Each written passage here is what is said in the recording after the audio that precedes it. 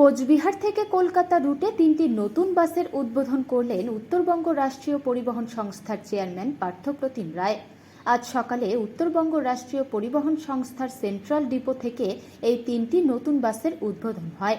কোচবিহার থেকে যে সমস্ত বাসগুলি চলত সেগুলি পুরনো হয়ে যাওয়ায় পুরনো বাসগুলিকে রিপ্লেস করে নতুন বাস নামানো হয়।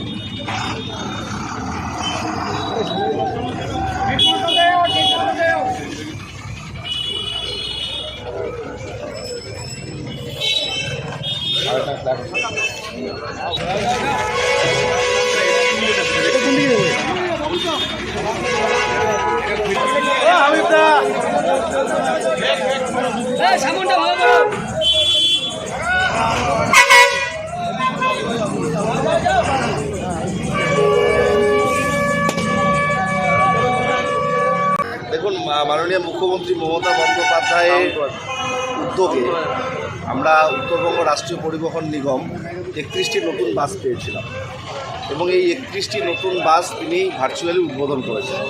কিন্তু কোন রুটে কোন গাড়ি দেওয়া হবে তার একটা তালিকা আমরা তৈরি করেছি। সেই তালিকা অনুসারে আমরা এই গাড়িগুলোর যাত্রা শুরু করছি। আজকে কলকাতায় আমরা 3টি গাড়ি দিয়েছি নতুন বাস। আমাদের যে রুটটি ছিল 9:10টায় এই সেন্ট্রাল বাস টার্মিনাস থেকে একটি বাস কলকাতার উদ্দেশ্যে রওনা দেয়। সেই রুটটাকে চালাতে 3টা সার্ভিস দরকার বা 3টে বাস দরকার। একটা যাবে, একটা আসবে, আর একটা মাঝপথে থাকে, এই ধরনের ব্যাপার। তো এই 3টি বাস আজকে আমরা আনুষ্ঠানিকভাবে চালু করছি। একটা বাস কলকাতার উদ্দেশ্যে রওনা দেবে, আবার পরের দিন আরেকটা, এইরকম করে আমাদের এই পরিষেবাটা চালু থাকবে। পুরনো রুট কিন্তু নতুন বাস দিয়ে আমরা এই পরিষেবাটা চালু করছি। আমরা মাননীয় মুখ্যমন্ত্রী মমতা বন্দ্যোপাধ্যায়কে ধন্যবাদ জানাই যে তিনি এক লক্ষে অনেকগুলো গাড়ির ব্যবস্থা উত্তরবঙ্গ রাষ্ট্রীয় পরিবহন নিগমের জন্য করেছেন এবং খুব অল্প সময়ের মধ্যে আমাদের কিছু রকেট বাস এবং কিছু এসি বাস এসে পৌঁছবে 12টা। সেটাও আমরা অল্প কিছুদিন বাদে সেটা উদ্বোধন করবো। সেটার বডি বিল্ডিংয়ের কাজ প্রায় শেষের দিকে।